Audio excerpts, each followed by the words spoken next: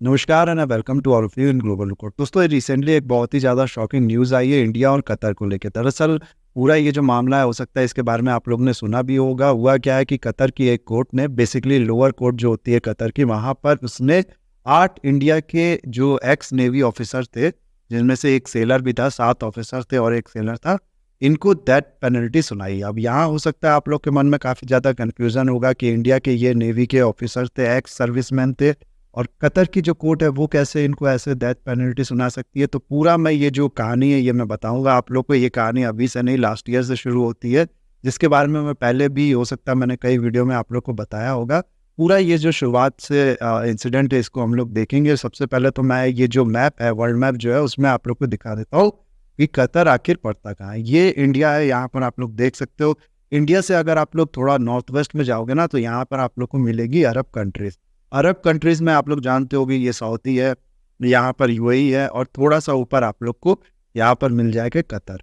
अब कतर जो है ना, यहाँ पर एक कंपनी काम करती थी जिसका नाम था अल दहारा कंपनी। ये जो कंपनी है, इसको चलाने वाले, इसके जो फाउंडर थे वो ओमानी पर्सन थे, लेकिन काम ये जो करते थे ये कतर में करते थे। ये कंपनी कतर बेस्ड थी। और क्या काम ये कंपनी करती थी? दरअसल ये जो अल दहारा कंपनी थी ना, ये कंसल्टेंसी सर्विस हो गया या ट्रेनिंग सर्विस हो गया, इस तरीके की बाकी सर्विस जो है वो प्रोवाइड करती थी कतर की नेवी।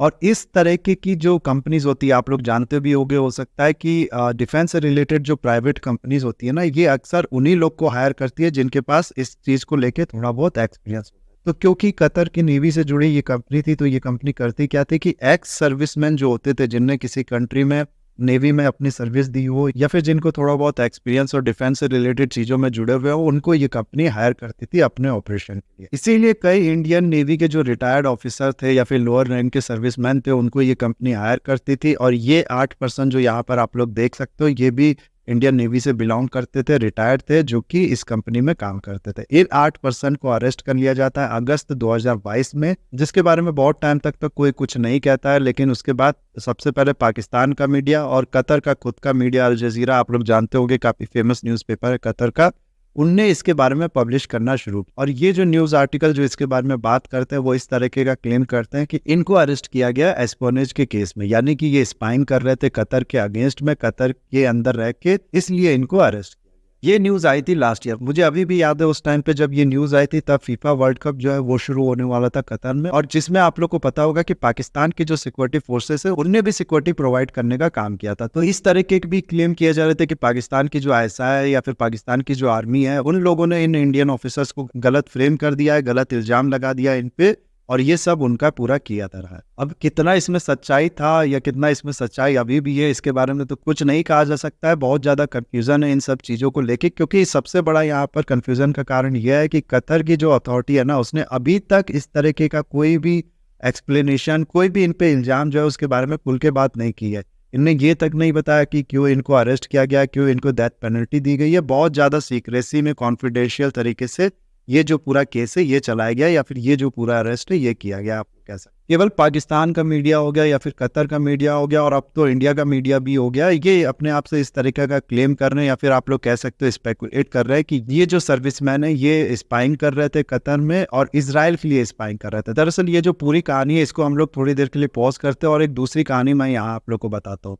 हुआ क्या है, जैसे इंडिया का प्रोजेक्ट 75 आई है ना, जिसमें इंडिया सबमरीन डेवलप कर रहा है और अलग अलग कंट्री के साथ पार्टनरशिप कर रहा है अपनी सबमरीन डेवलप करने के लिए, वैसे ही कतर का भी एक प्रोग्राम है जिसमें वो अपनी सबमरीन जो है उसको डेवलप करना चाहता है और काफ़ी ज़्यादा एडवांस सबमरीन जो है वो ऑक्यूपाई करना चाहता है। इसके लिए उसने पार्टनरशिप की इटली के साथ। इटली उसको काफ़ी ज़्यादा एडवांस सबमरीन जो है वो प्रोवाइड कर रहा है और काफ़ी स्टेल्थी ये सबमरीन है। और ये पूरी चीज़ जो हो रही है ये हो रही है कॉन्फिडेंशियल तरीके से, यानी इसके बारे में ज़्यादा किसी को बताया नहीं किया गया है। क्या इस सबमरीन की क्वालिटीज़ होगी, कितना इसमें कैपेबिलिटीज़ होगी, इसके बारे में किसी को कुछ नहीं पता है। अब आप लोग को पता होगा कि जितनी भी यहाँ पर अरब वर्ल्ड में मुस्लिम कंट्रीज़ है या फिर ऐसे भी मुस्लिम कंट्रीज़ है, इनका सबसे बड़ा जो एनिमी है वो है इजराइल। हो सकता है यहाँ पर आपके मन में ये सवाल हो रहा होगा, अब तो अरब वर्ल्ड से जो रिलेशन है इजराइल के वो सुधरने लगे हैं, तो इसमें अब प्रॉब्लम क्यों आ रही है? तो यहाँ मैं आप लोग को बता दूं कि कतर के साथ बिल्कुल इसका अपोजिट केस है। दरअसल अगर आप लोग देखो ना, तो कतर जो है वो ठीक सऊदी अरेबिया हो गया या फिर यूएई हो गया, इनके अपोजिट में चलता है। इवन कि सऊदी अरेबिया, यूएई, बहरीन, इन सब कंट्रीज ने मिलकर 2016 में काफ़ी ज़्यादा हैवी ब्लॉकेट भी लगाया था कतर पे। कतर के साथ रिलेशन जो है वो बहुत ज़्यादा बिगड़ जाने के कारण। यहाँ मैं आप लोग को ये बताना चाहता हूँ कि कतर के साथ इन कंट्रीज़ के जो रिलेशन है वो बहुत ज़्यादा ख़राब है। और एक तरफ ये कंट्री जो इज़राइल से अपने रिलेशन सुधार रही हैं, वहीं दूसरी तरफ अगर आप लोग देखो तो कतर जो है उसके रिलेशन यूएसए और इज़राइल के साथ बहुत ज़्यादा ख़राब है। वो इन कंट्रीज़ को अपना सबसे बड़ा एनिमी मानता है। ईरान हो गया, हमास हो गया, हिज़्बुल्लाह हो गया, इस तरीके के जो टेररिस्ट ऑर्गेनाइजेशन है ना, और ईरान जो कंट्री है, इसके साथ कतर के अच्छे रिलेशन है। तो पूरा आप लोग ये जो सिचुएशन है, आई होप इसको समझ पा रहे होंगे कि कतर जो है वो बहुत बड़ा एनिमी मानता है इज़राइल को,